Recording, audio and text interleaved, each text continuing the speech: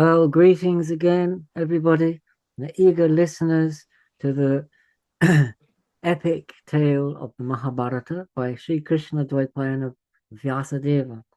So we are now approaching the conclusion of Drona Vadhaparva. In the last video, Drona had received the news that Ashwatthama had been slain. Ashwatthama is his son, of course, but it was not that Ashwatthama, it was Ashwatthama the elephant. And he heard that from Bhima, and he was very distressed on hearing that. But after thinking for a while, he thought, no, it can't be. He couldn't be killed. If someone who is known for speaking the truth will say that, then I will believe it.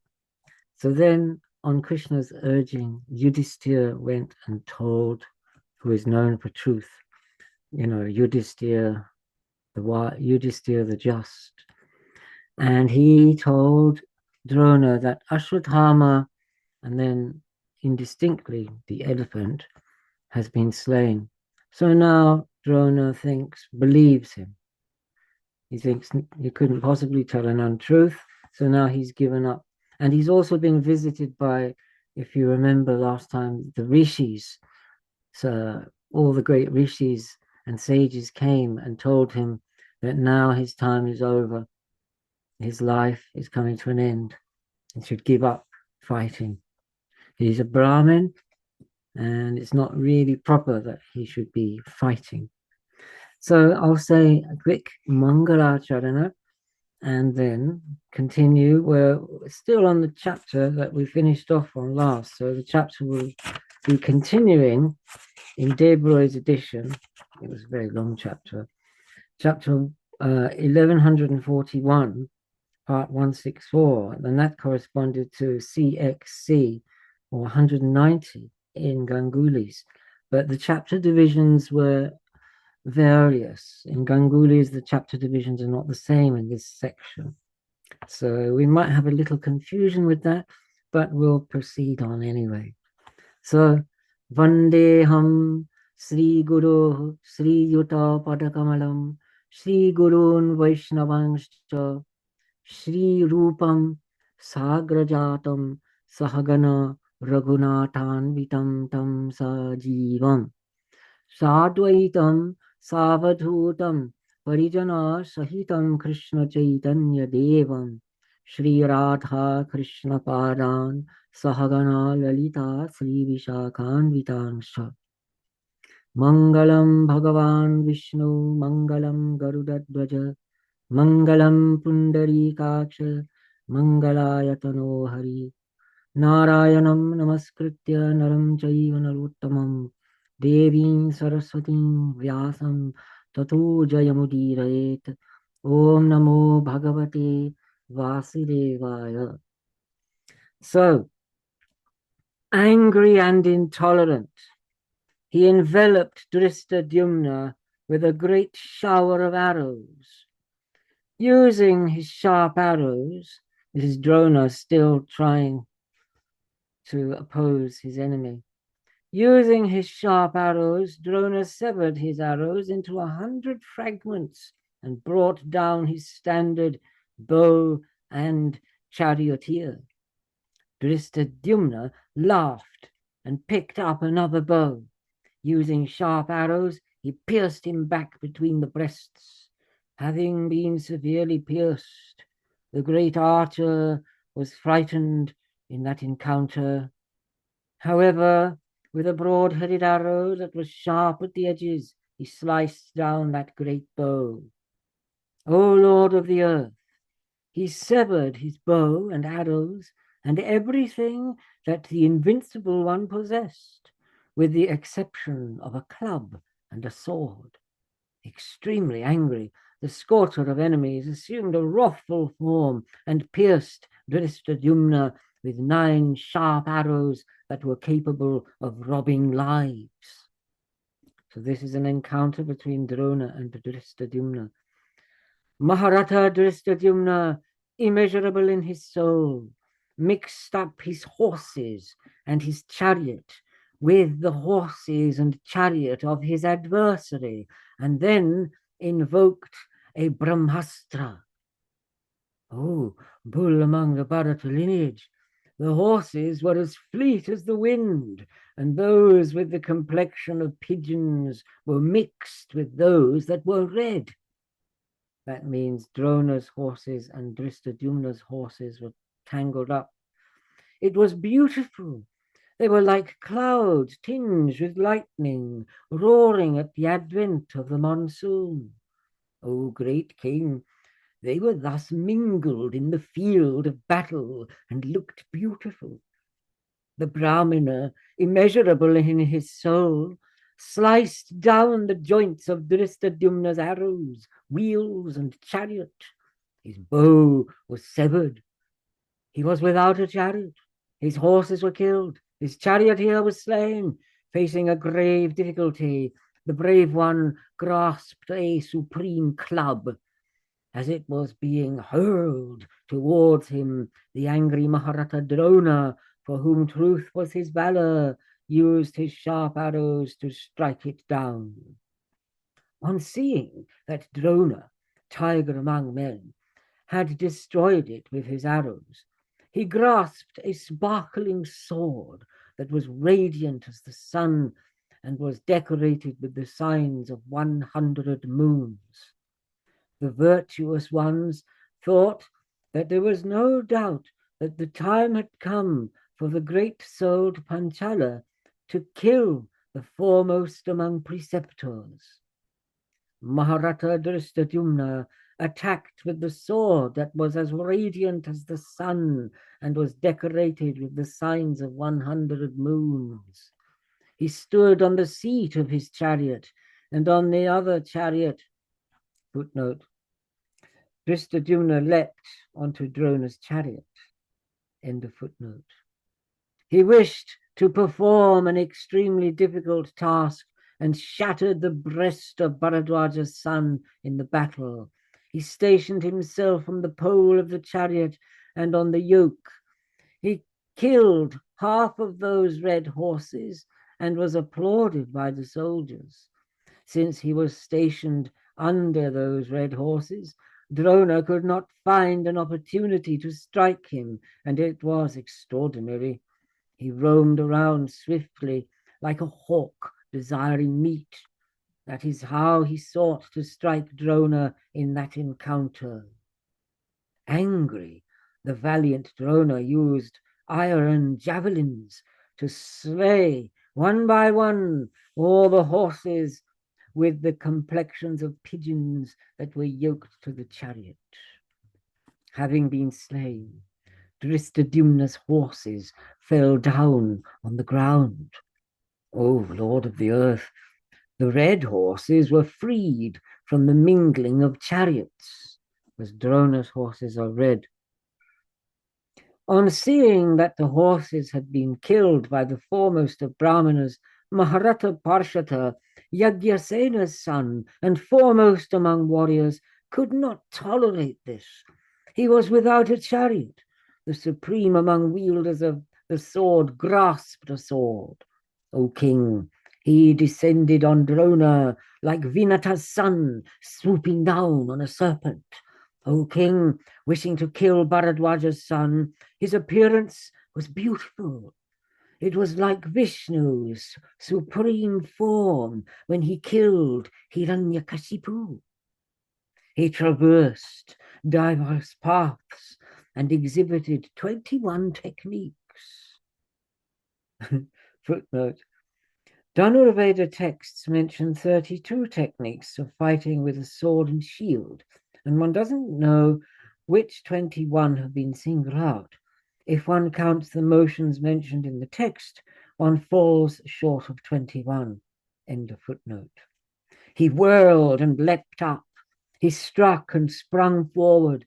He lunged forward and retreated. With the sword and the shield, he circled and turned the other ways. In excitement, Parshata descended and exhibited these. There's good words in English for some of these techniques, like feigning, and fainting, foining. Foining is a good word. Anyway, the Brahmana shot 1,000 arrows and struck down Dristadumna's sword and the shield decorated with 100 moons. Those arrows were called Vaitastikas and were used for fighting at close quarters. Drona used such arrows. Other than him, only Sharadvata, Partha, Drona's son, Vaikartana, Pradyumna, Yuyudhan, and Abhimanyu possessed such arrows.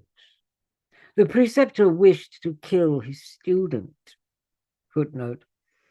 The word used in the text is more specific than student. It is antevasin, which means a student who lives in the preceptor's house. End of footnote. Who was like his own son and carefully affixed a firm and supreme arrow. However, while your son and the great-souled Karna looked on, the descendant of the Shini lineage sliced it down with 10 sharp arrows and rescued Dristadumna, who was about to be devoured by the preceptor's mouth. O descendant of the Bharata lineage, Satyaki, for whom truth was his valor, roamed around in the paths of the chariots and was within the reach of Drona, Karna, and Kripa.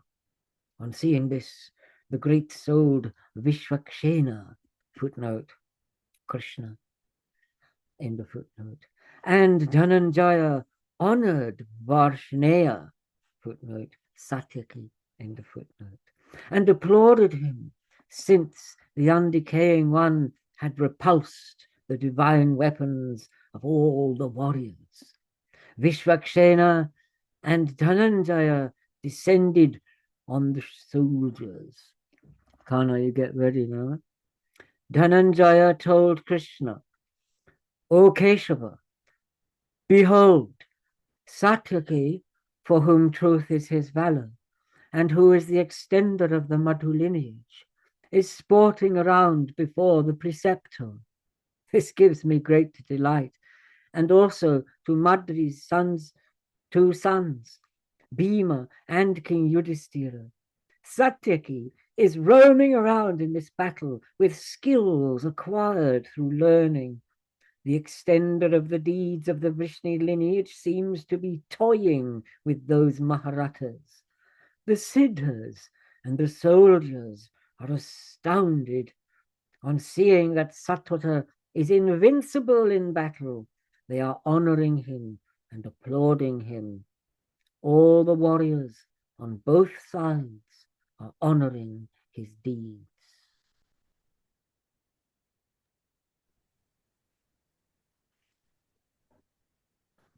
Thank you. Om Namo Bhagavate Vasudevaya. Chapter 1142, Part 165. Sanjaya said, as those kings clashed, that field of battle became cruel. It was as if an enraged Rudra was killing animals. O descendant of the Bharata lineage, arms, heads, bows, shattered bows, and whisks were strewn around in the battle. There were shattered wheels and chariots, giant standards were brought down, brave riders were killed and scattered around on the ground. O supreme among the Kuru lineage, warriors were mangled by descending arrows. In that great battle, they were seen to make many different kinds of attempts to move. The terrible battle that raged was like that between the gods and the Asuras. Dharmaraja Yudhishthira spoke to the Kshatriyas there. O Maharatas, control yourselves and attack the one who was born in a pot. The brave Parshata has engaged with Bharadvaja's son.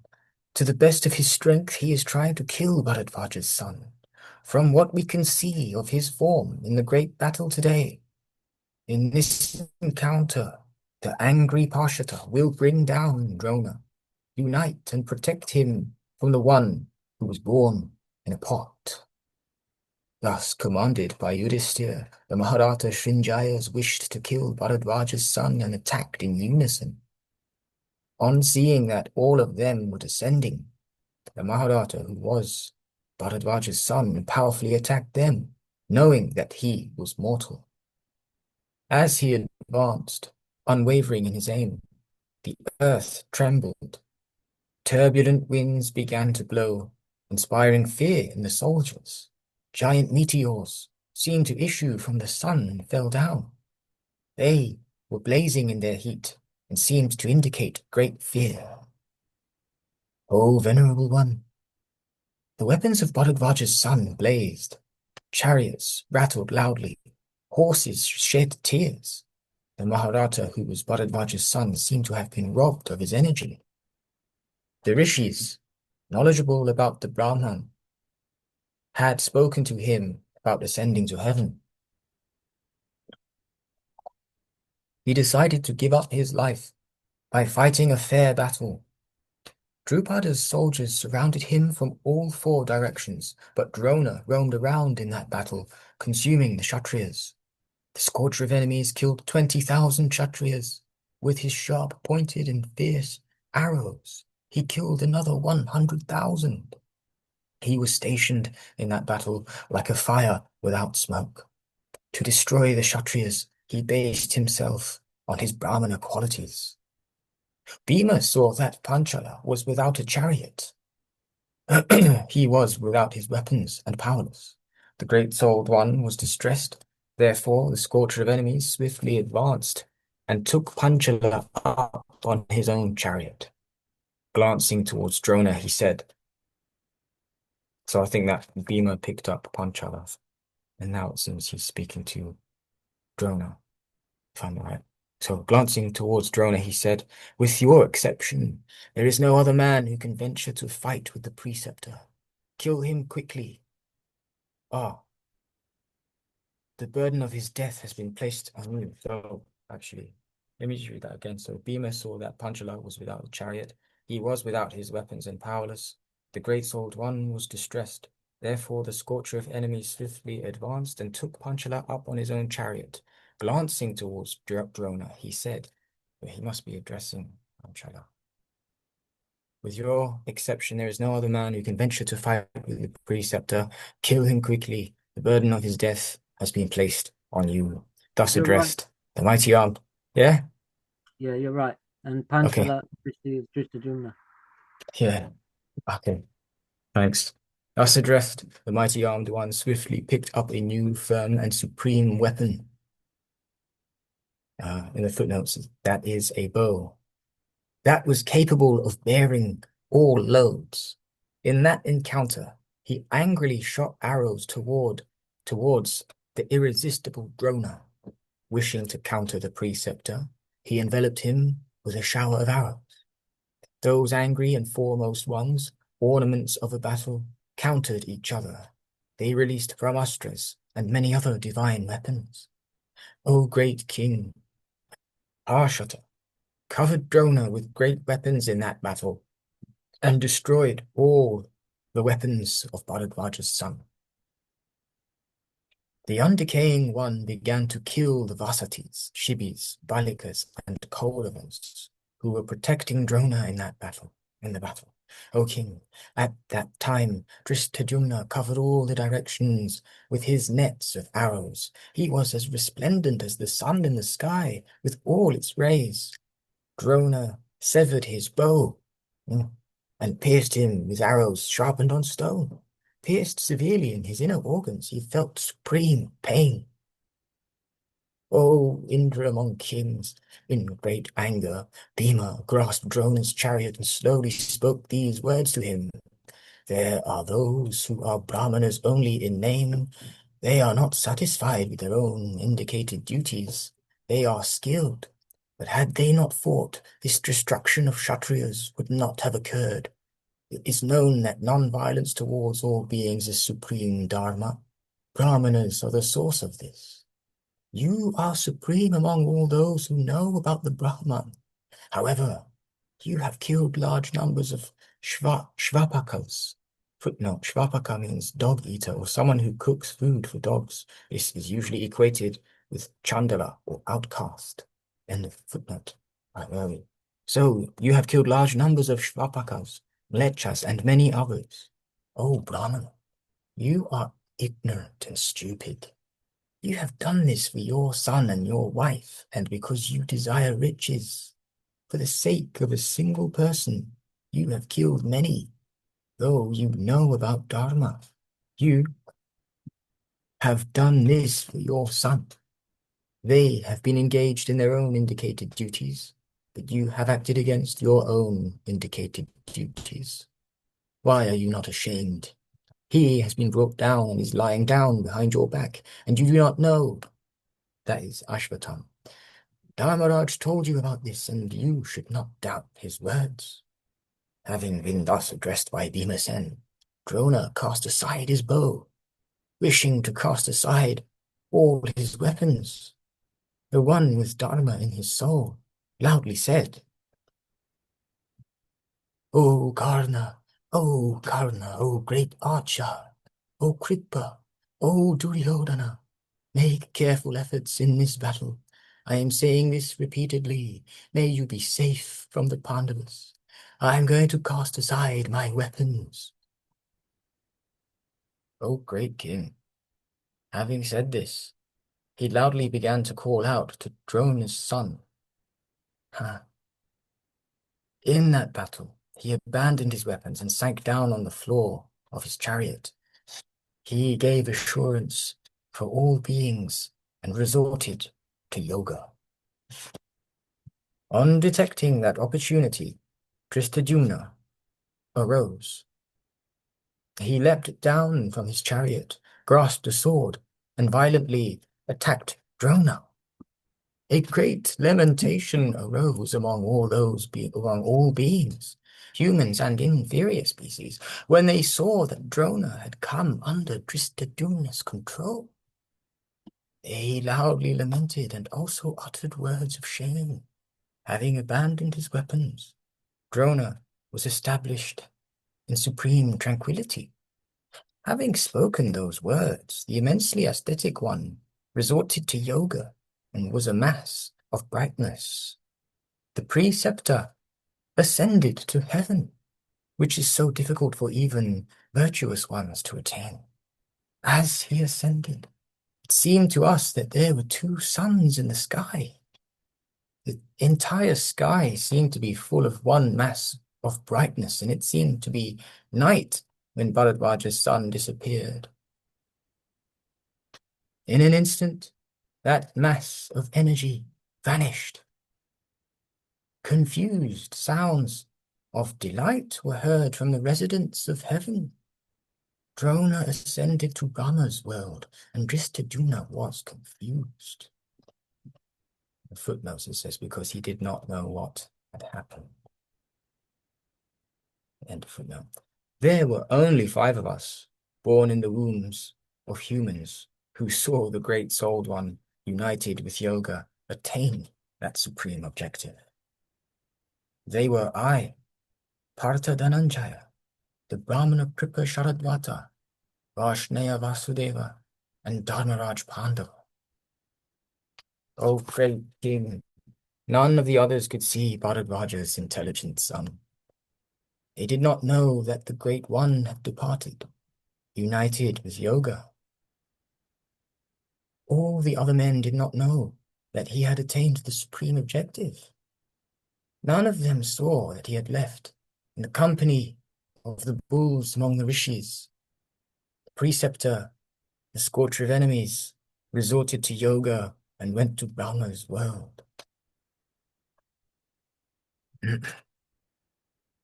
His limbs were mangled with hundreds of arrows, and he had cast aside his weapons.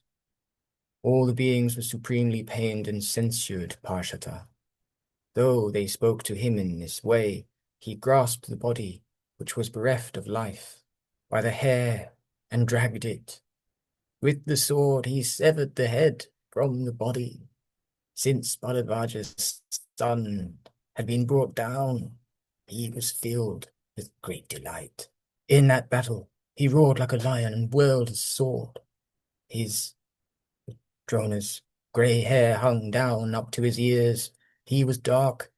He was 85 years in age, but he had roamed around on the field of battle like one who was 16 years old. The mighty armed Dhananjaya, Kunti's son, said, "O Drupada's son, let the preceptor remain alive. Do not kill him. He should not be killed." Footnote. This was said before Dristadumna severed Drona's head. End of footnote. So the soldiers had also said that he should not be killed. Arjuna, overcome with compassion, had said this repeatedly.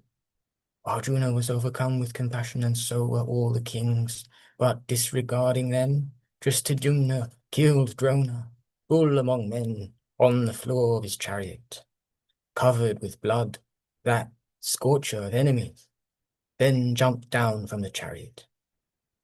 His limbs were red. He was as difficult to look at as the sun, and the soldiers and others saw that he had been killed in the battle.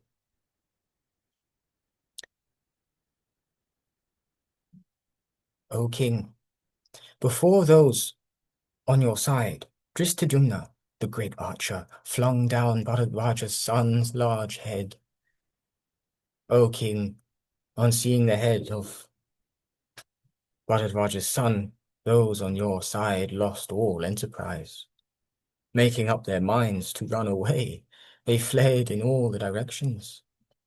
Drona followed the path of the stars and ascended to heaven. O king, I witnessed the nature of Drona's death, because of the favors that of the Rishi Krishna, Satyavati's son. Footnote, Satyavati's son is Krishna Dvaipayana Veda Vyasa, who gave Sanjaya the boon of divine sight. Because of this divine sight, Sanjaya could see much more than what was evident to others about the truth of Drona's death and about his ascent to heaven. And the footnote, he ascended like a flaming and smokeless meteor. I saw the immensely radiant one ascend to heaven. When Drona was killed, the Kurus, the Pandavas, and the Srinjayas were distressed.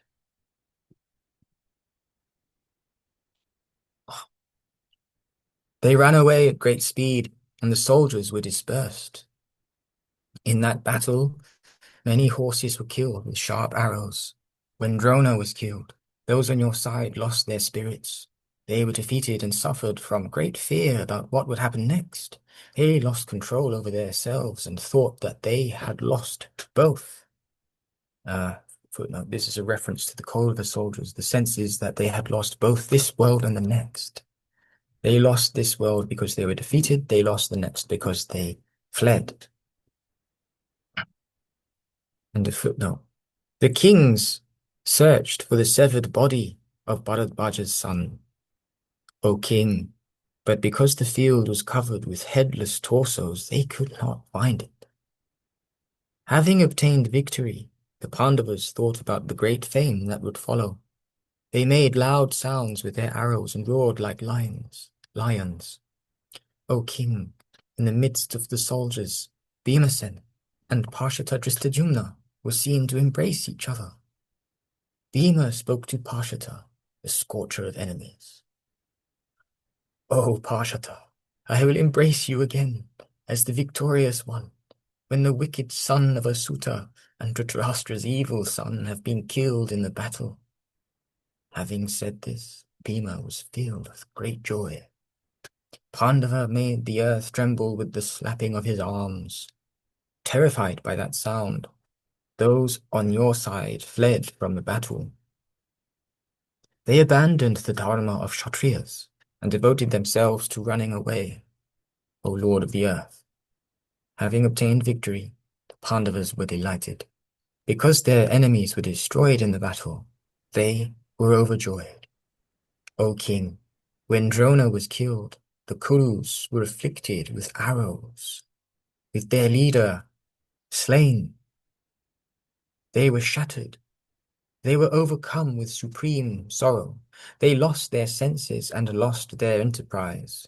With their energy destroyed, they were full of lassitude. I'll just read on to the end of this paragraph. I think it's only a couple more pages. So, this is quite a long chapter, but it's nearly finished. Yeah, yeah, exactly. Oh. They lamented loudly and surrounded your son. They were covered with dust. This is the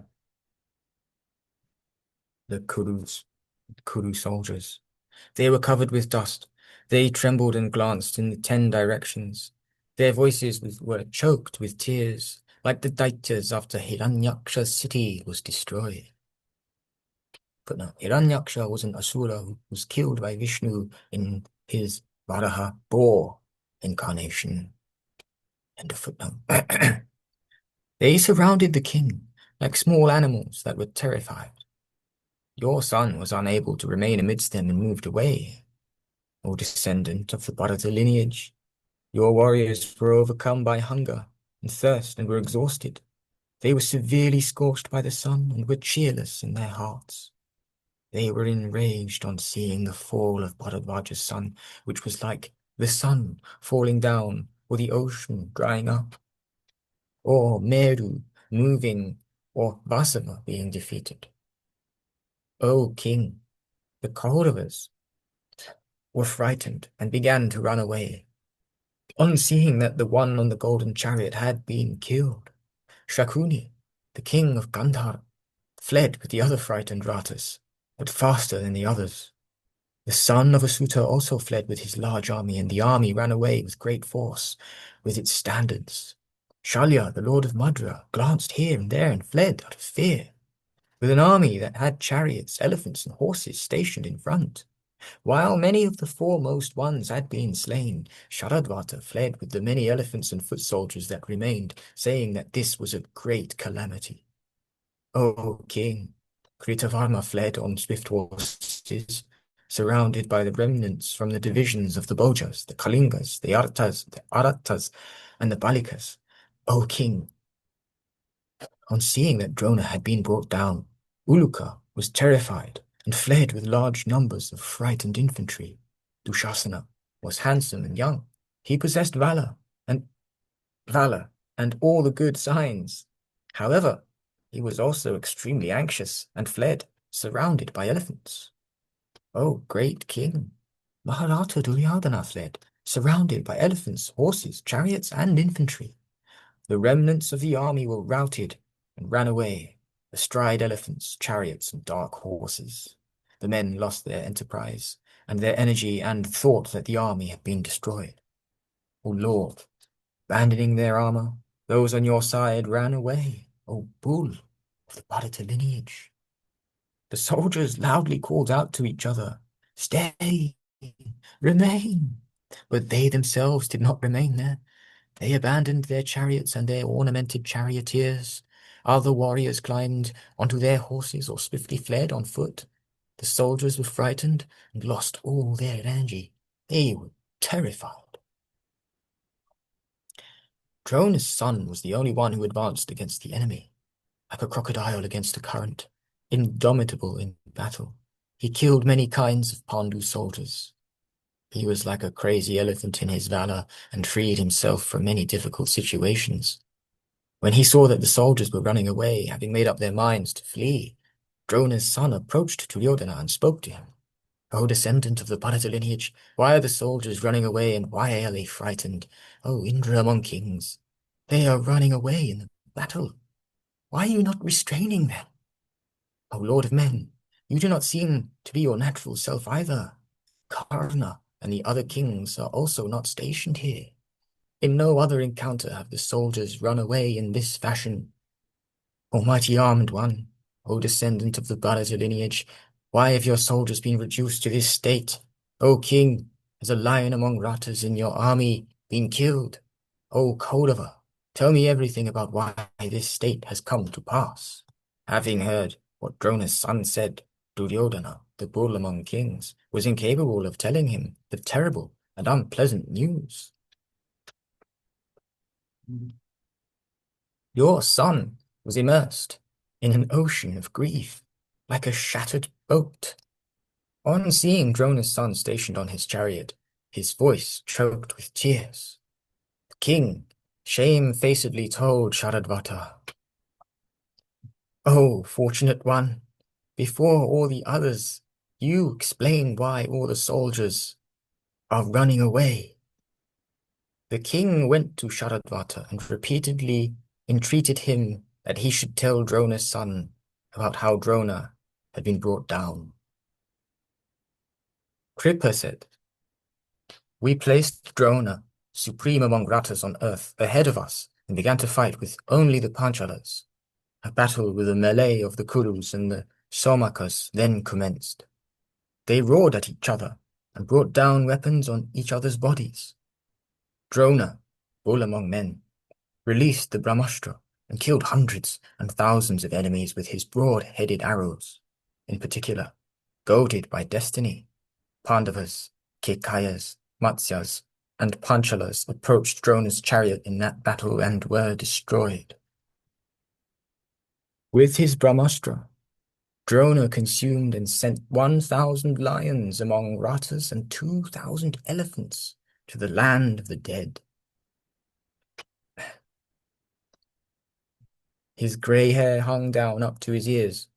It was dark. He was 85 years old. However, in that encounter, the aged Drona roamed around like one who was 16 years old. He destroyed the soldiers and killed the kings, though the Panchalas were angered. They were made to retreat. Part of the forces was shattered and retreated. The conqueror of enemies invoked a divine weapon that was as resplendent as the sun that had arisen. The powerful one reached amidst the Pandus with his arrows as rays. Your father was like that, like the midday sun, and was difficult to look at. They were scorched by Drona, as if by the blazing sun. Their valor was scorched. They lost their enterprise. They were bereft of their senses.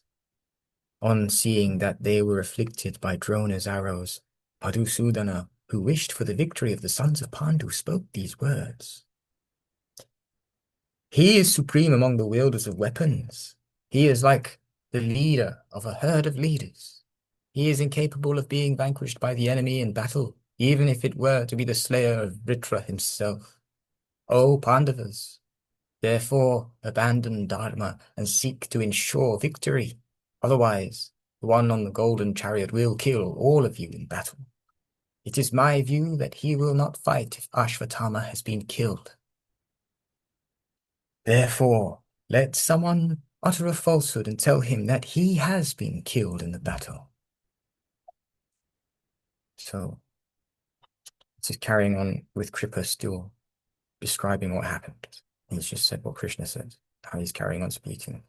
Dhananjaya, Kunti's son, did not approve of these words, but all the others approved. Yudhisthira, with great difficulty, Bhimasen shamefacedly told your father that Ashvatham had been killed, but your father did not believe him. Suspecting that this was a lie, your father, who was devoted to his son, asked Dharmaraj whether you had actually been killed or not. Yudhisthira was scared of speaking a lie, but was addicted to the prospect of victory. He said that Ashvatthama had been killed, and indistinctly added that it was an elephant. This belongs to Indravarma from Malava and was as large as a mountain. It was killed by Bhima. He approached Drona and spoke these words. That's Yudhisthira to Drona. You are wielding weapons for Ashvatthama's sake. You live for the sake of beholding him. He has always been your beloved son, but he has been brought down. On hearing this extremely unpleasant news, the preceptor was distressed. He gave up his divine weapons and no longer fought, as he had earlier. He was extremely anxious, and his senses were numb with grief. On seeing this, the son of the king of Panchala, the performer of cruel deeds, attacked. The one who knew about the nature of the world saw the one who was destined to be the cause of his death. That's in reference to the one who knew about the nature of the world. So that's Drona. So the one who knew about the nature of the world saw the one who was destined to be the cause of his death. In the battle, he abandoned his divine weapons and decided to die. Interesting footnote, maybe. The translation doesn't capture the nuance. Practice in question is prayopadesha. While this does mean voluntary fasting to death, it is adopted by someone who has no worldly desires left. End of footnote. Harshata grasped his hair with his left hand, ignoring the loud words spoken by the brave ones. He severed his head. Everyone said, "Do not kill the one who should not be killed." Arjuna jumped down from his chariot and quickly ran with his arms raised. He repeatedly exclaimed, "Oh, one who knows about Dharma, let the preceptor remain alive. Do not kill him." Noble among men. But though he was restrained by the Kauravas and by Arjuna, he cruelly killed your father. That is the reason all the soldiers are running away, afflicted by fear. O unblemished one, with your father slain, we have also lost all initiative. Sanjaya said, on hearing of his father's death in the battle, Drona's son was overcome by fierce rage, like a snake that has been stepped on by the foot. That's the end of that part, and someone else can carry on. Wow, good stuff. Well read. That was really well narrated. Fantastic. Well, it's great. Well, it's so grand. And okay, I'm going to take over. Okay, the Narayana Astra Moksha Parva. This section is named after the release, moksha, from the divine Narayana weapon. Angry at Drona's death, Ashwatthama invokes the Narayana Astra, which was obtained from Narayan. This weapon cannot be countered by fighting, and Krishna advises the Pandavas to lay down their weapons. Ashwatthama then kills Paurava, Vriddakshatra, Sudashan from Malava, and the prince of Chedi. Ashwatthama's divine weapons are countered by Krishna and Arjuna. The section ends with the praise of Shiva. This section also ends Drona Parva and the 15th day of the war.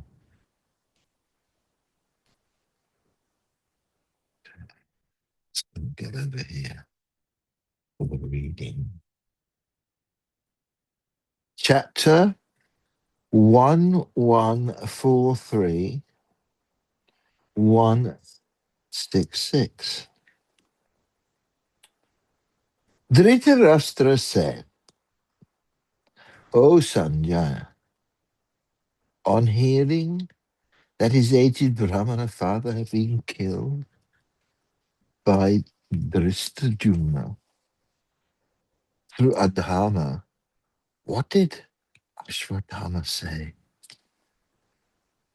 Human, Varuna, Agneya, Brahma, Indra, and Narayana weapons are always vested in the valiant one. O Sanjaya, he was always devoted to Dharma. On hearing that the preceptor had been killed by Dhristadyumna through the use of Adharma, what did Ashwatthama say? The great souled one obtained his knowledge of Dhammayveda from Rama. Wishing to be like a preceptor towards his son, he gave him all these divine weapons. There is only one purpose in the world, whom men desire to possess qualities that are superior to those in their own selves. That is the Son. There is no one else.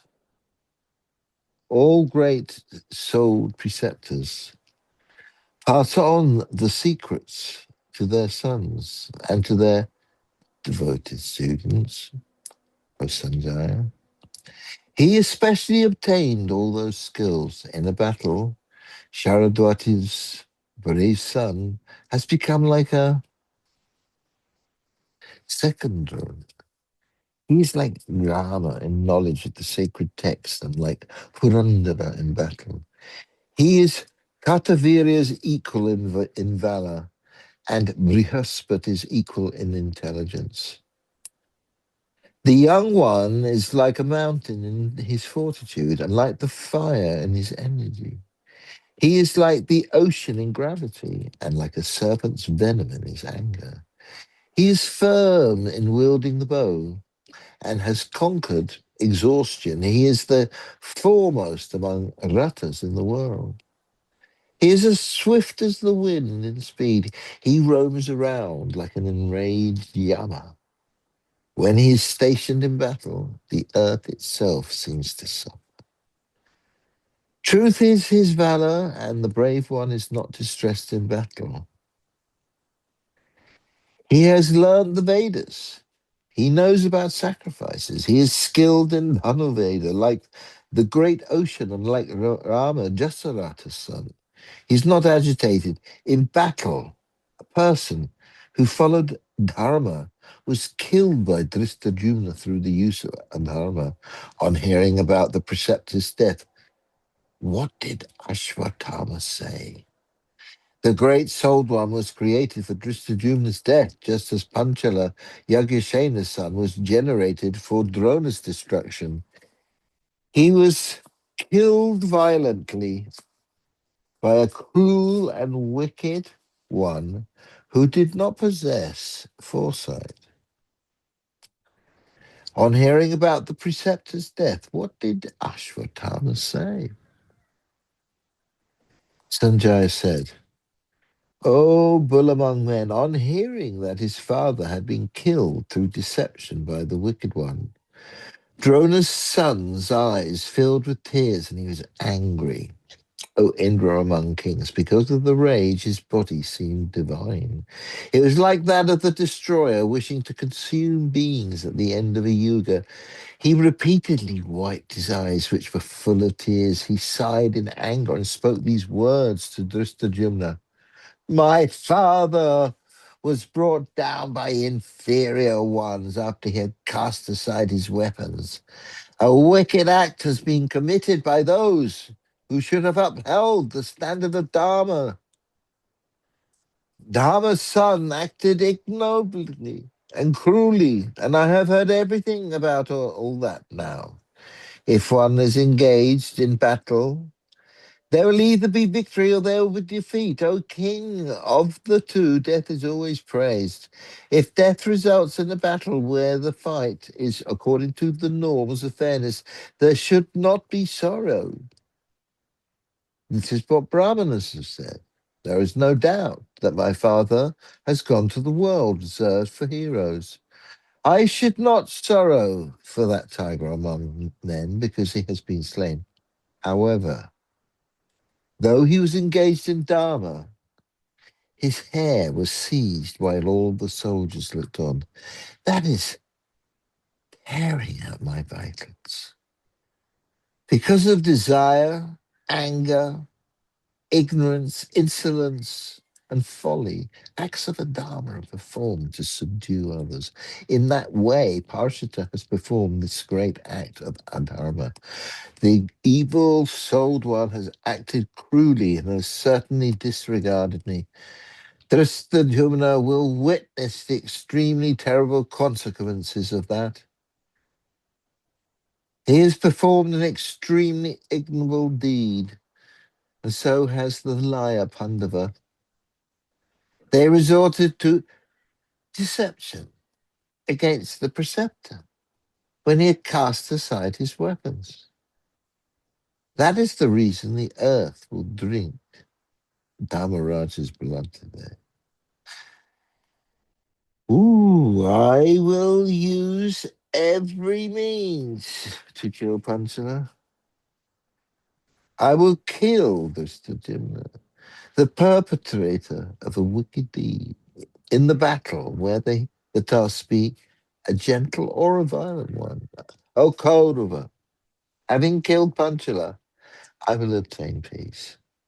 O tiger among men, this is the reason men desire sons, so that they may be saved from great calamities in this world and the next. My father was reduced to a miserable state, as if he had no relatives. And this was while I, his son, and his student were still alive, like a mountain. Shame on my divine weapons, shame on my arms, shame on my valor. Though he possessed a son, Drona's hair was seized. O supreme among the Bhattata lineage, I will act so that I am freed of the debt I owe to my father, who has now gone to the world hereafter. Noble ones never praise themselves. However, because I am angry at my father's death, I am now speaking about my manliness. The Pandavas with Janardana will witness my valor today. I will crush all the soldiers as if it is the end of a yuga, O bull among men. While I am stationed on my chariot, gods, Gandharvas, Asuras, and Rakshasas will be incapable of defeating me in battle today. In the world, there is no one superior to me and Arjuna in the use of weapons. I will blaze amidst the soldiers like the rays of the sun and use weapons created by the gods. In the battle today, I will use them against the son of the one with the lean horses. I will exhibit my valor and crush the Pandavas. O king, today all the directions will be enveloped with showers of my sharp arrows, and those on our side will see this. I will shroud everything with nets of arrows that make a fearful noise. I will bring down the enemy like trees uprooted by a violent storm. O Kaurava, Bhimachu Janardana, Bhimashena, the twins king, Yudhisthira, the evil-souled Parashata, Shikandi, and Satahi do not know the weapons that I possess, or techniques for releasing and withdrawing them. In earlier times, Narayana appeared before my father in the form of a Brahmana who worshipped him in accordance with the proper rites and tendered him offerings. Having received them himself, the illustrious one offered to grant him a boon. My father asked for the supreme Narayana weapon, O king. The illustrious one, supreme among the gods, told him, there will never be another man who will be as great a warrior as you, O Brahmana. However, you must never use this suddenly. This weapon never returns without killing the enemy at whom it has been aimed, O Lord. But it is impossible to know whom it will not kill. It might even slay those who should not be killed. Therefore, it should not be used. O scorcher of enemies, in a battle, this weapon must not be used to kill those who are running away, those who have cast aside their weapons, enemies who have yielded, and those who have sought refuge. In a battle, if it is used to kill those who should not be slain, it will always oppress the user himself. My father received it. The Lord also told me, in a battle with this weapon, your energy will blaze and you will be able to shower down many divine weapons. Having said this, the illustrious Lord went to heaven. This is how my relative obtained the Narayan weapon. With it, I will drive away the Pandavas, Panchalas, Machas, and Kakeyas within the encounter, like Sachi's consort against the Asuras. O descendant of the Bharata lineage, with this my arrows will be showered wherever I wish and destroy the valor of the enemy. I will be stationed in the battle and will bring down innumerable showers of stones and use arrows with iron heads to drive away the Maharajas. There is no doubt that I will bring down, there is no doubt that I will bring down many different kinds of battle axes. O scorcher of enemies, with the great Narayanastra, I will destroy the enemy and repulse the Pandavas. The wicked Panchala hates his friends, Brahmas, and his preceptor. He's performed an extremely despised deed and will not escape from me with his life. Having heard Drona's son, the army returned. Those supreme among men blew on giant conch shells. Cheerfully they sounded drums and thousands of smaller drums. The earth roared with the sound of hooves and wheels. That tremendous sound echoed on earth, the sky, and the heaven. The Pandavas heard that sound, which was like the thunder of clouds. Those best of Rastas united and consulted. Oh, sorry, not Rastas. Those best of Ratas, excuse me, united and consulted each other. Oh, descendant of the Bharata lineage, having spoken these words, Drona's son touched water and invoked the divine Narayana weapon. Yeah. Yeah, please take over. Okay. Hari Om. Thank you very much. This is in Gangulis. This is section 197. That's page 460 of the Drona Parva for those that are following with the Ganguli. Om Namo Bhagavate Vasudevaya. Narayana Ki Jai. Sanjaya said, when the weapon called Narayana was invoked, violent winds began to blow with showers of rain and peals of thunder were heard, although the sky was cloudless. The earth trembled and the seas swelled up in agitation. The rivers began to run in a contrary course. The summits of mountains, O Bharata, began to split. Diverse animals began to pass by the left side of the Pandavas. Darkness set in, the sun became obscure. Diverse kinds of carnivorous creatures began to alight on the field in joy. The gods, the Danavas, the Gandharvas, O monarch, all became inspired with fear. Beholding that tremendous agitation in nature, all began to ask one another loudly about its cause. Indeed, seeing that fierce and terrible weapon invoked by Drona's son, all the kings, inspired with fear, felt great pain.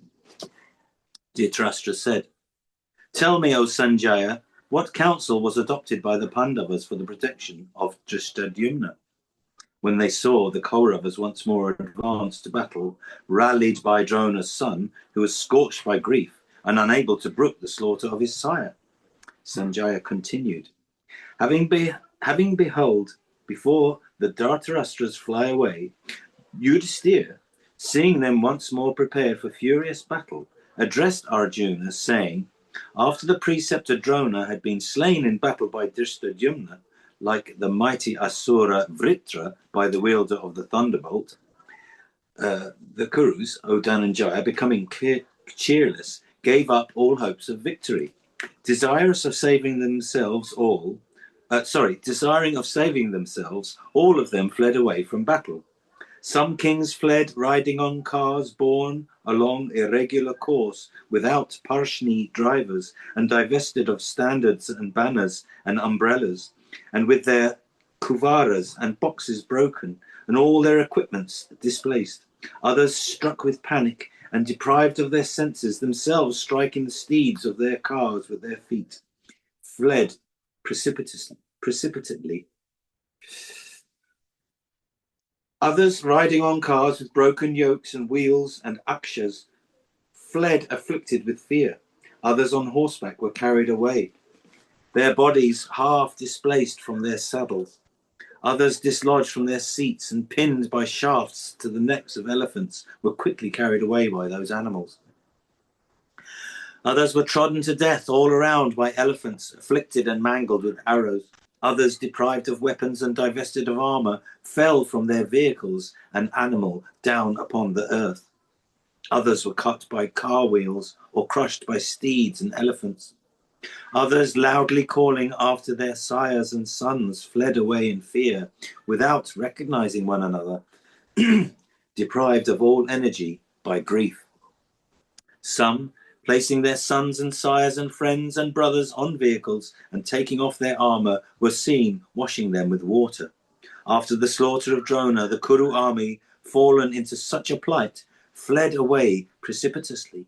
By whom then hath it been rallied? Tell me if thou knowest. The sound of neighing steeds and trumpeting elephants, mingled with the clatter of car wheels, is heard loud.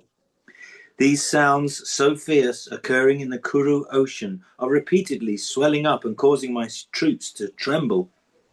This terrific uproar, making the hair stand on end, that is now heard, would, it seems, swallow the three worlds with Indra at their head. I think this terrible uproar is uttered by the wielder of the thunderbolt himself. It is evident that upon the fall of Drona, Vasafa himself is approaching against us for the sake of the Kauravas. Our hairs have stood on their ends. Our foremost of car warriors are all afflicted with anxiety. O Dhananjaya, hearing this loud and terrible noise, I ask thee, who is that mighty car warrior like the Lord of Celestials himself, that rallying this terrible and swelling host is causing it to return? Arjuna said, he relying upon whose energy the Kauravas, having addressed themselves to the accomplishment of fierce feats, are blowing their conches and staying with patience. He about whom thou hast thy doubts, O king, as to who he may be that is roaring so loud, having rallied the Dhritarashtra's after the fall of the disarmed preceptor. He who is endued with modesty, possessed of mighty arms, has the tread of an infuriated elephant, owns a face like that of a tiger, always achieves fierce feats, and dispels the fears of the Kurus. He upon whose birth Drona gave away 1,000 kine unto Brahmanas of high worth. He, O king, that is roaring so loud is Ashvataman. As soon as he was born, that hero neighed like Indra's steed and caused the three worlds to tremble at that sound. Having heard that sound, O Lord, speaking audibly, bestowed upon him the name Ashvataman, the hoarse-voiced. Ta-da. That hero, O son of Pandu, is roaring today. Prishata's son, by an exceedingly cruel act, assailed Drona and took his life, as if the latter was without a preceptor. Yonder stayeth the preceptor of that Drona, since the prince of the Panchalas seized my preceptor by the hair. Ashvataman, confident of his own prowess, will never forgive him. Thou, O monarch, hast told thy preceptor a falsehood for the sake of kingdom. Although thou art acquainted with the dictates of righteousness, thou hast yet perpetrated a very sinful act. Thy ill fame in consequence of the slaughter of Drona will be eternal in the three worlds with their mobile and immobile creatures. Like Rama's in consequence of the slaughter of Vali. That's another story. About thyself, Drona had thought, the son of Pandu is possessed of every virtue he is, besides my disciple. He will never speak an untruth to me. Thinking so, he gave credence to what thou hast said. although in speaking of Ashwatthama's death thou hadst added the word elephant, yet thy answer to the preceptor was, after all, an untruth in the garb of truth. Thus told by thee, the puissant Drona lay aside his weapons, and as thou sawest, became indifferent to everything, exceedingly agitated, and almost deprived of his senses.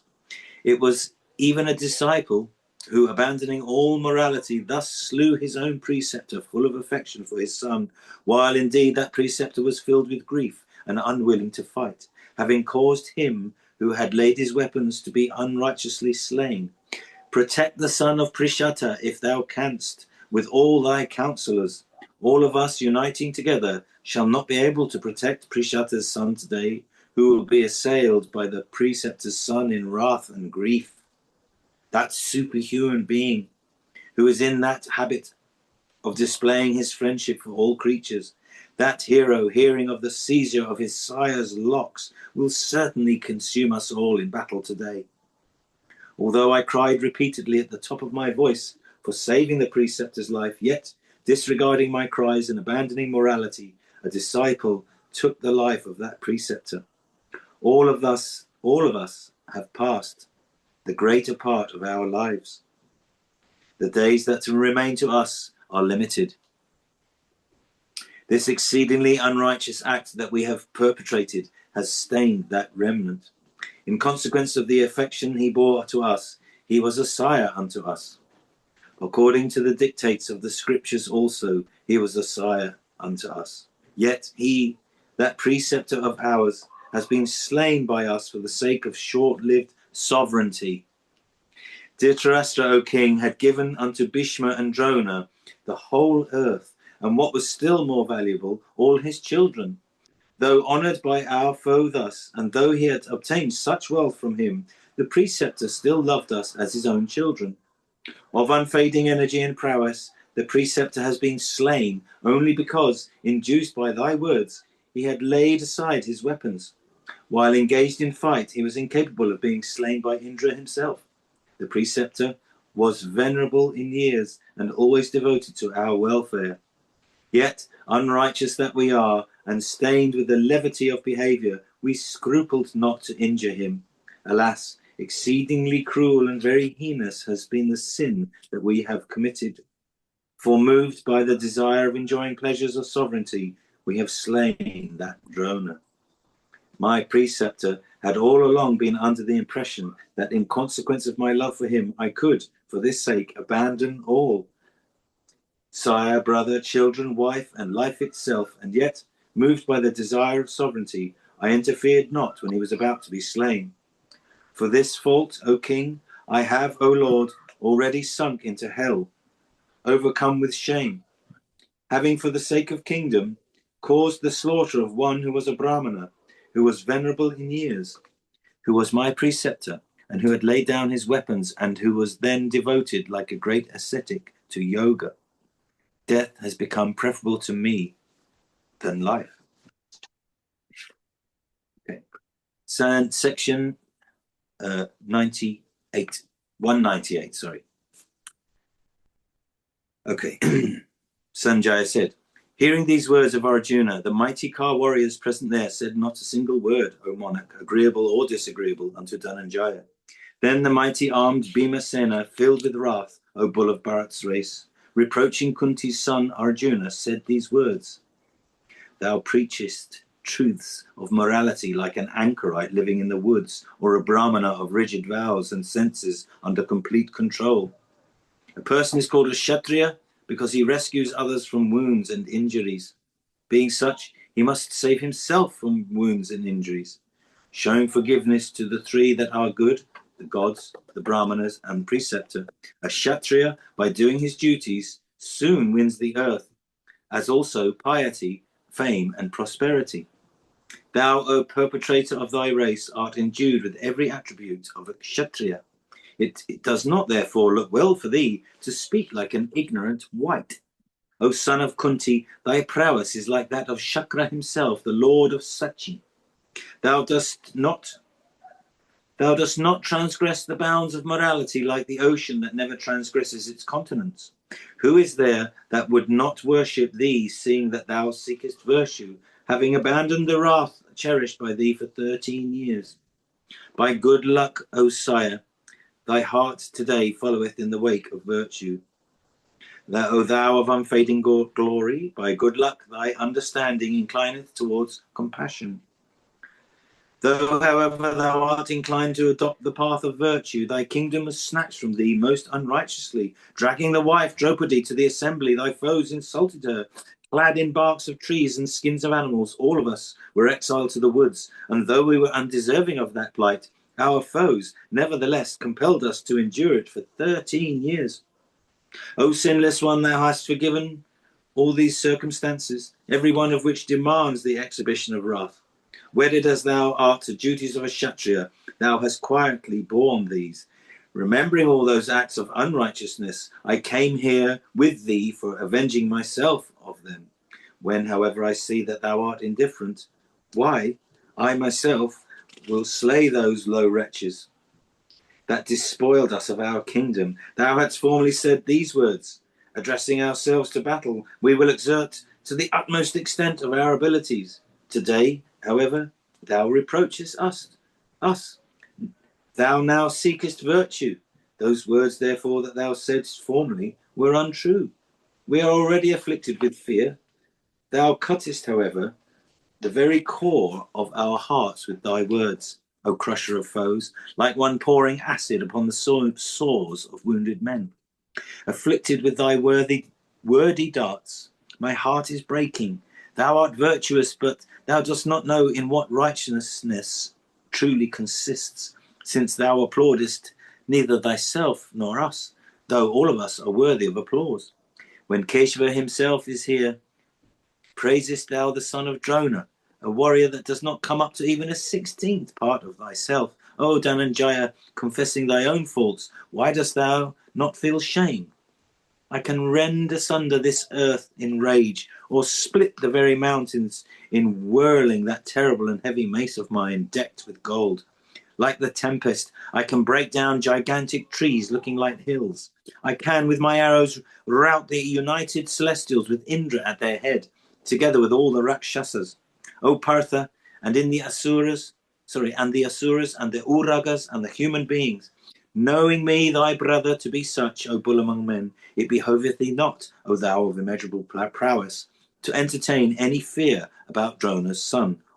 Or, O Vibatsu, stand thou there with all these bulls amongst men. Alone and unsupported I shall arm with my mace. Vanquish this one in great battle. After Bhima had ended, the son of the Panchala king addressed Partha, saying these words, like Hiranyakashipu, the leader of the Daityas, unto the enraged and roaring Vishnu.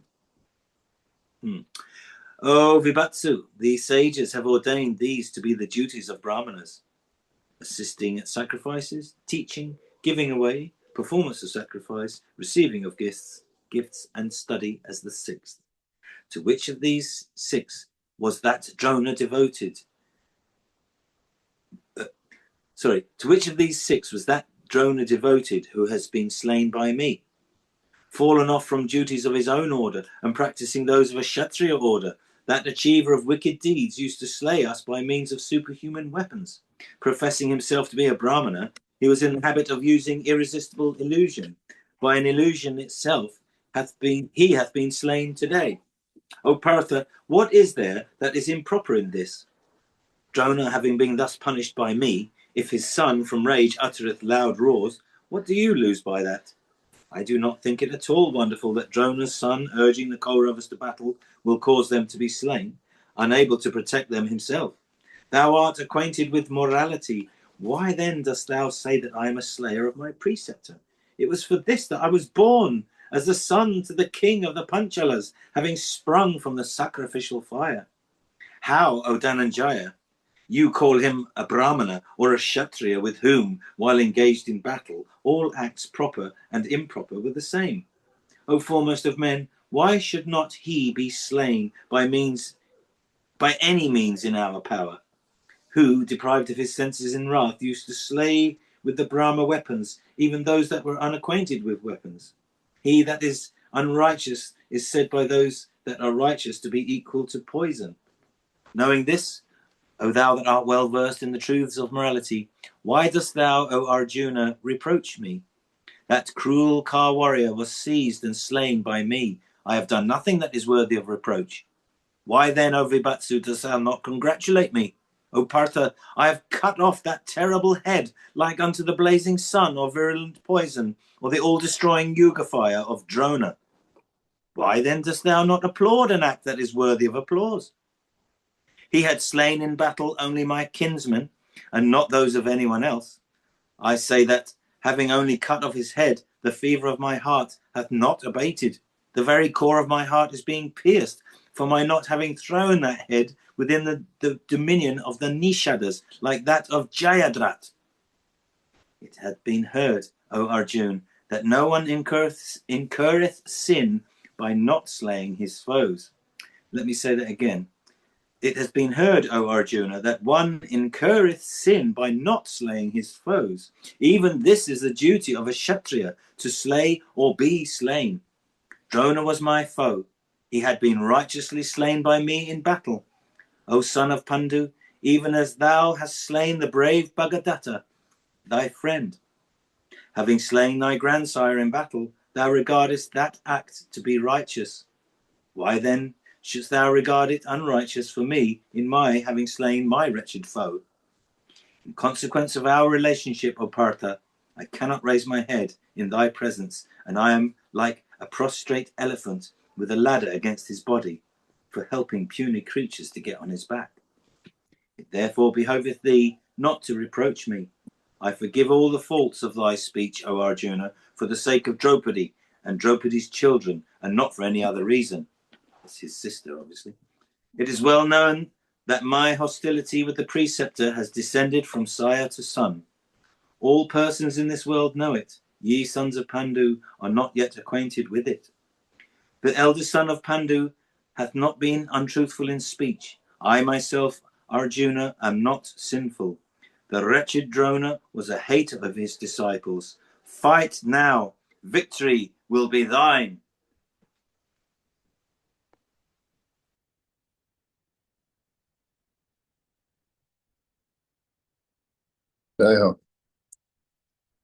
Now we're on to the next section. It's at 199 in the Ganguli edition.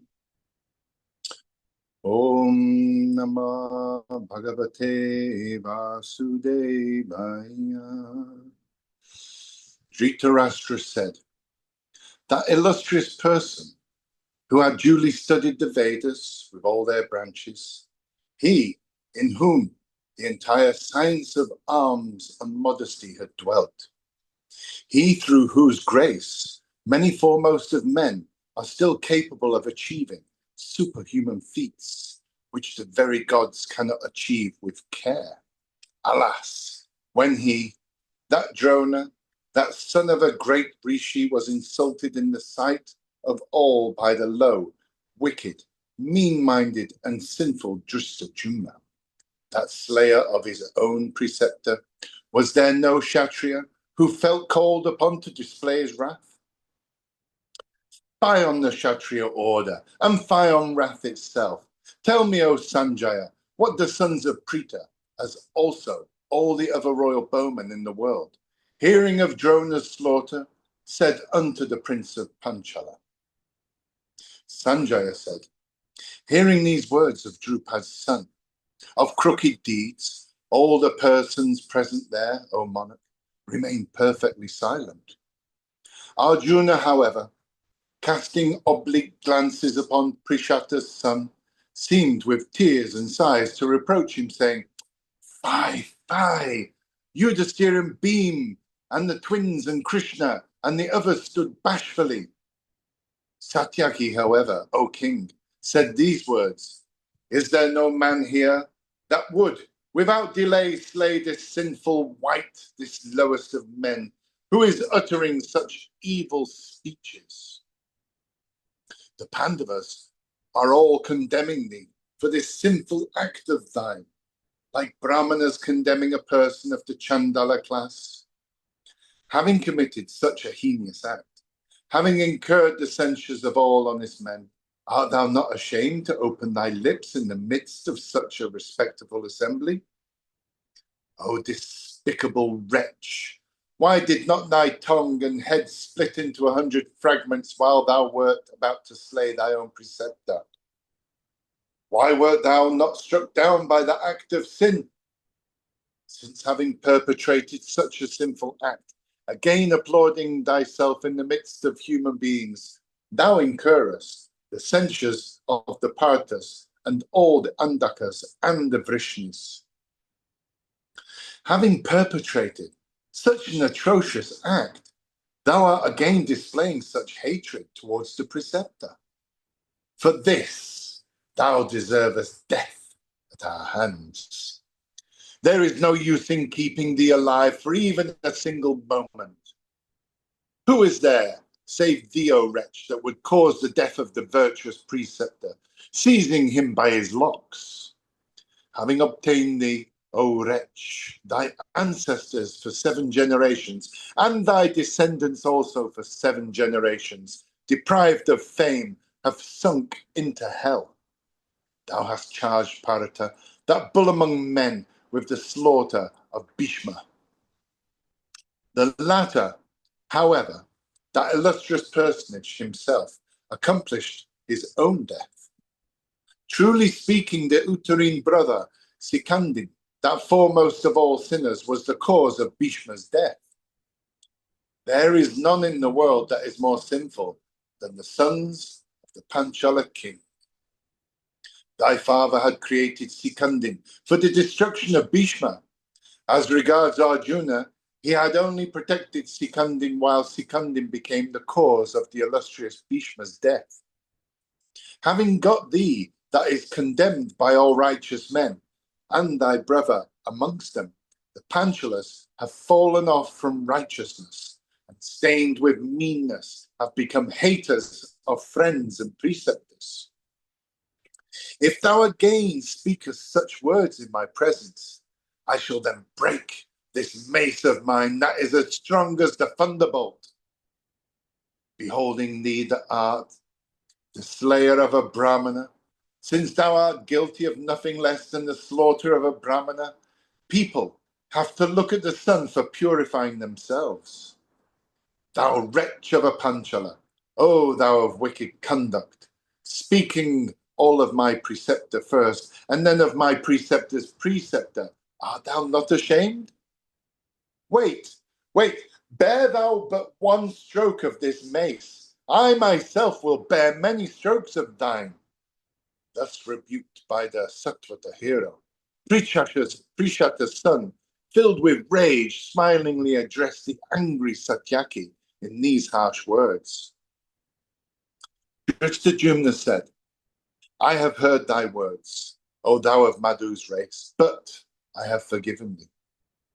Being thyself unrighteous and sinful, desirous thou to rebuke them that are righteous and honest. Forgiveness is applauded in the world. Sin, however, does not deserve forgiveness. He that is of a sinful soul regards the forgiving person powerless.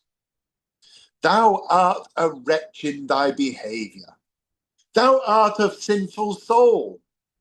Thou art wedded to unrighteousness.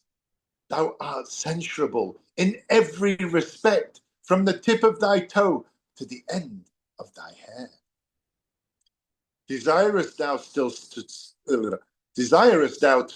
speak ill of others? What can be more sinful than that act of thine? Thy slaughter of the armless Burishravas while sitting in the prior.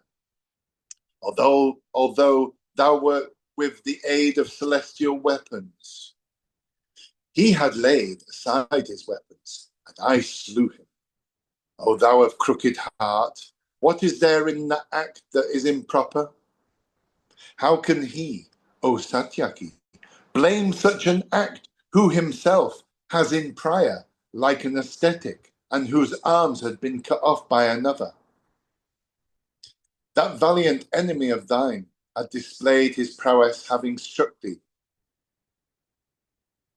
What is prior? What is the? Oh, I'm sorry. And there's no footnote for the prior.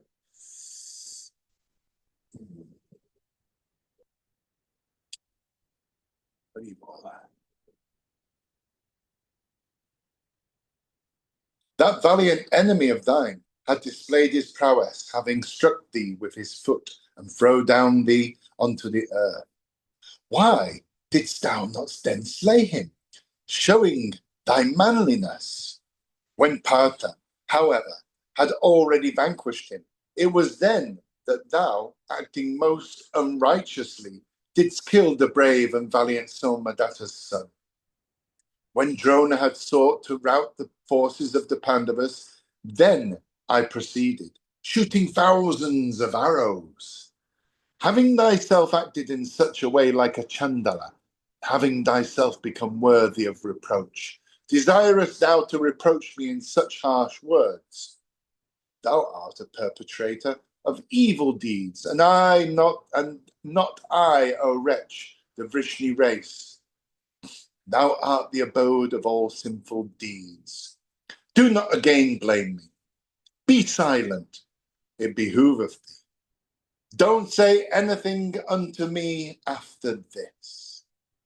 This is the reply I give thee with my lips. Don't say anything more. If from folly thou repeatest such harsh words, I shall then, in battle, dispatch thee with my arrows to Yama's abode. By righteousness alone, O fool, one cannot vanquish his enemies. Listen now to the unrighteous acts of the Kurus also. Pandu's son, Yudhisthira, was some time back unrighteously deceived by them. O Satyaki, Draupadi also was persecuted by them unrighteously. The Pandavas with Krishna in their company were also exiled, and they were robbed of their all. O fool, most unrighteously. By an act of unrighteousness, again, as the ruler of the Madras, being withdrawn from us by the enemy. By an act of unrighteousness also was the son of Subhadra slain. On this side, it was an act of unrighteousness that Bhishma, the Kuru grandsire, was slain. Bhurishrava's too was, by an act of unrighteousness, slain by thee that art so acquainted with righteousness. Even thus have the enemy, as also the Pandavas, acted in this battle. Possessed of courage and acquainted with morality, all of them, O Satvata, have acted thus for gaining victory. High morality is difficult of ascertainment. Similarly, immortality also can be with difficulty be comprehended. Fight now with the Kauravas without returning to the home of thy fathers. Sanjay continued. Hearing these harsh and cruel words from Drishtadyumna's lips, the blessed Satyaki began to tremble from head to foot. With rage, his eyes assumed the hue of copper. Keeping his bow then upon his car, he grasped his mace, sighing like a snake. Rushing then towards the prince of Panchalas, he said unto him in great wrath, I will not speak harshly to thee, but I will slay thee, deserving as thou art of slaughter. Seeing the mighty Satyaki rushing, from wrath and desire of revenge, at the Panchala prince, like Yama against one like his own self, the mighty Bhima, urged by Vasudev, quickly jumped down from his car and seized with him with his arms. Endued with great strength, Satyaki, who was rushing in great wrath, proceeded for a few steps, forcibly dragging after him the mighty son of Pandu, who was endeavoring to hold him back. Then Bhima, firmly planting his feet, stopped at the sixth step, that foremost of strong men, that bull of Sini's race. Then Sahadev, O king, jumping down from his own car, addressed Satyaki, thus held fast by the strong arms of Bhima, in these words, O tiger among men, O thou of Madhu's race, we have no friends dearer to us than the Andakas, the Vrishnis, and the Panchalas. So also the Andakas and the Vrishnis, particularly Krishna, cannot have any friends dearer than ourselves. The Panchalas also, O thou of Vrishni's race, even if they search the whole world to the confines of the sea, have no friends dearer to them than the Pandavas and the Vrishnis. Thou art even such a friend to this prince, and he also is a similar friend to thee. Yea, all are to us even as we are to you. Acquainted as thou art with all duties, remembering now the duties thou owest to friends, restrain this wrath of thine, that as the prince of the Panchalas for its object,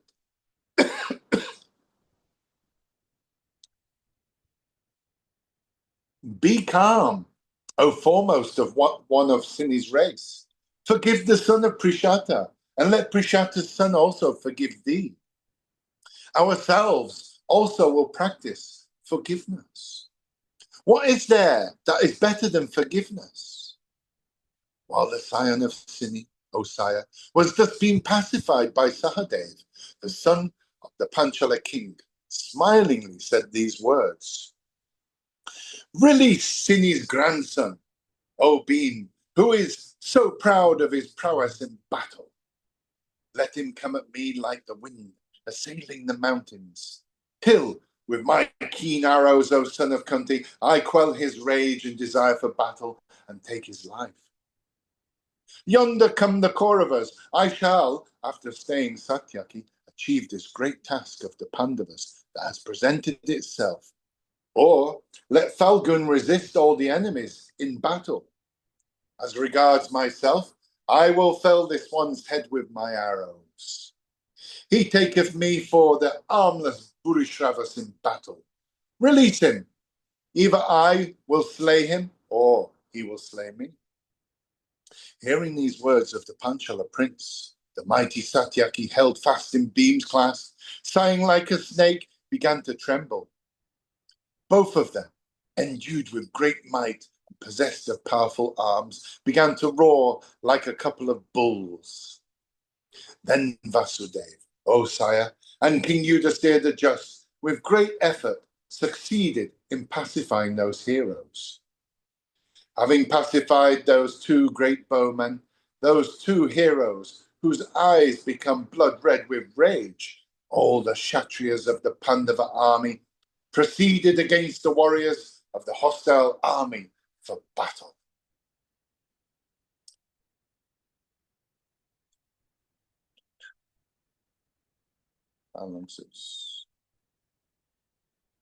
Is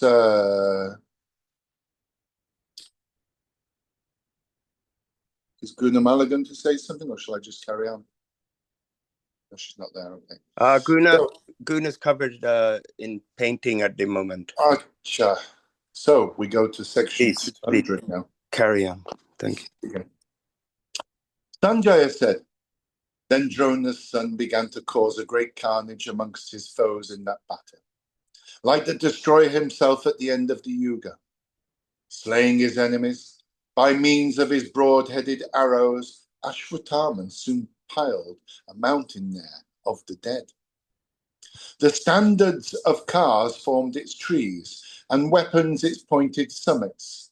The lifeless elephants formed its large rocks, the steeds its kimpurushas, and bows its creepers and plants. And it resounded with the cries of all the carnivorous creatures that constituted its feathery population. And the spirits that walked there formed its yakshas. Then, roaring aloud, O bull of Bharat's race, Ashwatthama once more repeated his vow in the hearing of thy son. Thus, since Kunti's son, Yudhisthira, assuming only the outward garb of virtue, has caused the preceptor who was righteously engaged in battle to lay aside his weapons, I shall in this very sight rout and destroy his army. Having mangled all his troops I shall then slay the sinful prince of the Panchalas. Indeed, I shall slay all of them. If they contend with me in battle, I tell thee truly. Therefore, rally thy troops.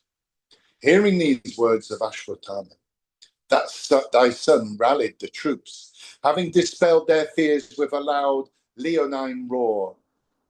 The encounter then, O king, that once more took place between the Kuru and the Pandava armies became as terrible as that of two oceans at full tide. The terrified Kauravas had their fears dispelled by Drona's son. The Pandus and the Panchalas had become fierce in consequence of Drona's slaughter.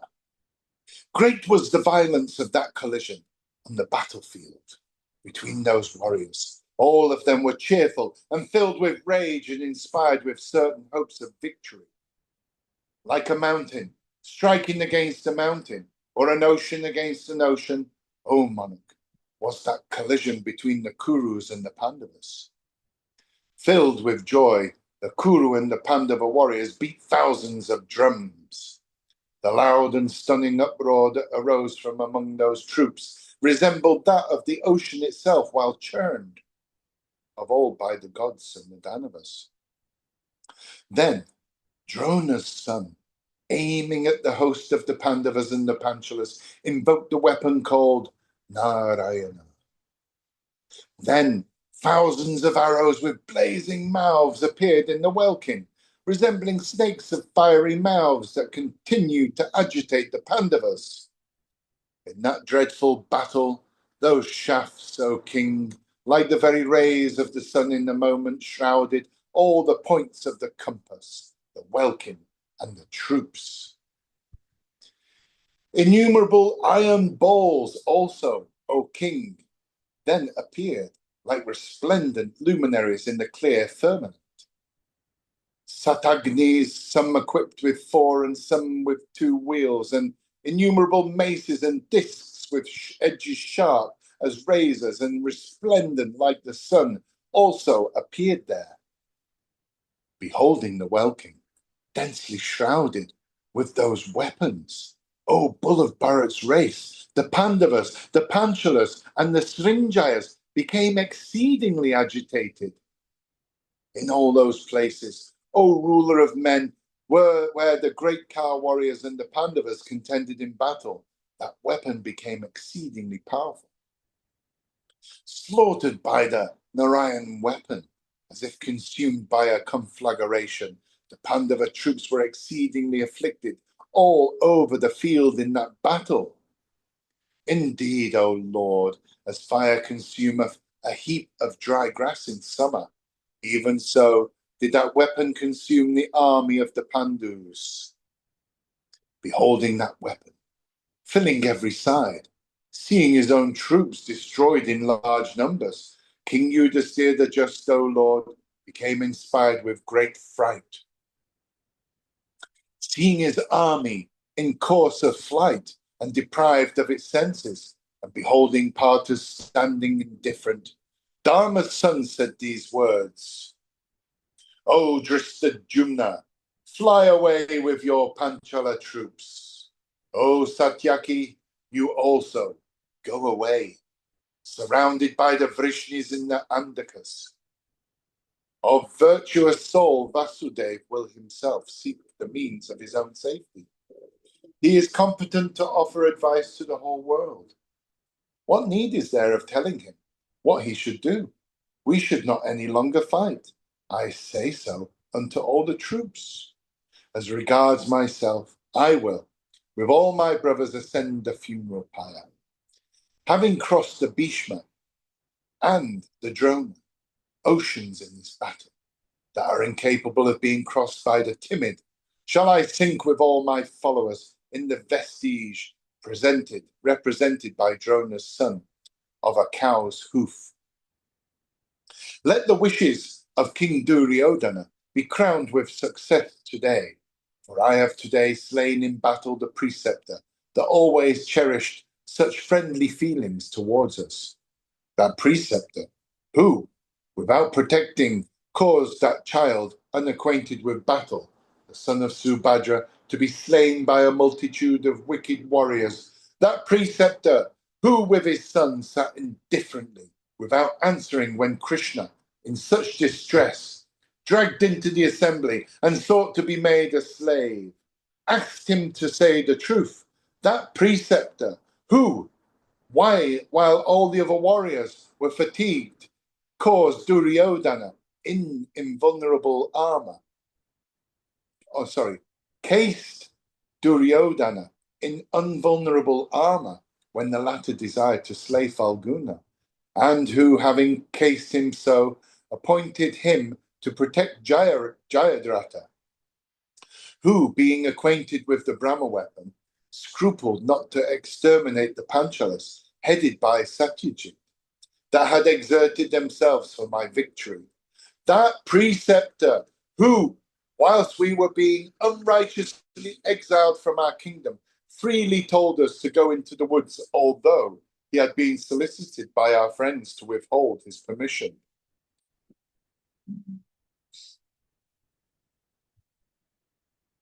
Alas, that great friend of ours hath been slain.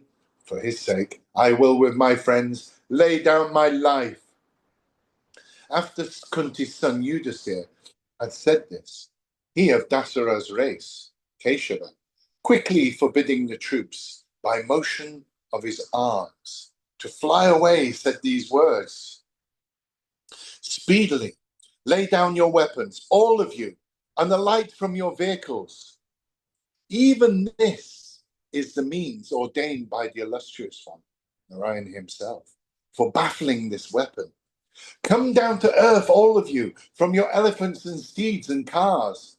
If you stand weaponless on the earth, this weapon will not slay you. In those places where you will fight for quelling the force of this weapon, the Kauravas will become more powerful than you. Those men, however, that will throw down their weapons and alight from their vehicles will not, in this battle, be slain by this weapon. They, however, that will, even in imagination, contend against this weapon, will all be slain, even if they seek refuge deep beneath the earth." The warriors of the Pandava army, hearing, O Bharat, these words of Vasudev, threw their weapons and drove away from their hearts all desire battle. Then Bhimashen, son of Pandu, beholding the warriors about to abandon their weapons, said these words: "O king, gladdening them all, none should lay down his weapons here. I shall with my shafts oppose this weapon of Drona's son. With this heavy mace of mine that is decked with gold, I shall career in this battle like the destroyer himself, quelling this weapon of Drona's son.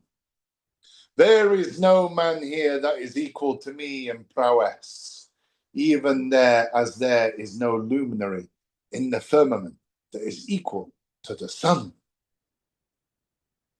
Beholding these two strong arms of mine, like unto the trunks of a couple of mighty elephants, capable of pulling down the mountain of Himavat, I am the one person here that possesses the might of the 1,000 elephants. I am without a peer, even as Sakra is known to be in the two arms of my broad-chested self, while engaged in baffling the bright and blazing weapon of Drona's son. If there be none else capable of contending against the Narayan weapon, even I shall contend against it today in the very sight of the Kurus and the Pandavas. O Arjuna, O Vibhatsu, thou shouldst not lay Gandiva aside. A stain will then attach to thee like that of the moon." Thus addressed Bhima. Arjuna said, "O Bhima, even this is my great vow, that my Gandiva shall not be used against the Narayan weapon, Kain and Brahmanas." Thus answered by Arjuna, Bhima, that chastiser of foes, riding on his car of solar effulgence, whose rattle, besides, resembled the roar of the clouds, rushed against the son of Drona. Endued with great energy and prowess, the son of Kunti, in consequence of his extreme lightness of hand, within the twinkling of an eye, covered Ashwatthama with a shower of weapons. Then Drona's son, smiling at the rushing Bhima and addressing him in proper words, covered him with arrows, inspired with mantras, and equipped with blazing points, shrouded with those shafts that vomited fire and resembled snakes of blazing mouths, as if covered with sparks of gold. The form, O king, of Bhimashen in that battle looked like that of a mountain in the evening when covered with fire. That weapon of Drona's son, directed against Bhimashen, increased in energy and might, O king, like a conflagration assisted by the wind. Beholding that weapon of terrible energy, thus increasing in might, a panic entered the hearts of all the combatants of the Pandava army, with the exception of Bhima. Then all of them, throwing down their weapons on the earth, alighted from their cars and steeds. After they had thrown their weapons and alighted from their vehicles, that weapon of exceeding energy fell upon the head of Bhima. All creatures, especially the Pandavas, uttered cries of, "Oh, alas!" beholding Bhimashena overwhelmed by the energy of that weapon. Evil.